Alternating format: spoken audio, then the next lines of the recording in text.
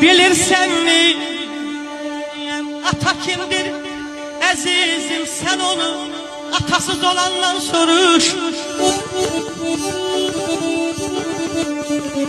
Körpe yaşlarınla boynunu büküp her şeye tam arzı kalandan soruş.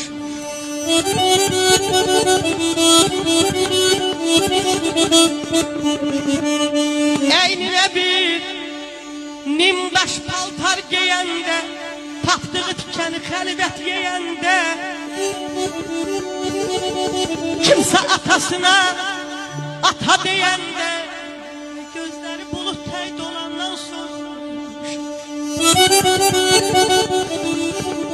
Yaqub oğlu bir gün ağlayan güler, atasız böyüyen gözyaşını siler. Atanın yerini kim bilebilir? Sen bunu öz doğma balandan soruş.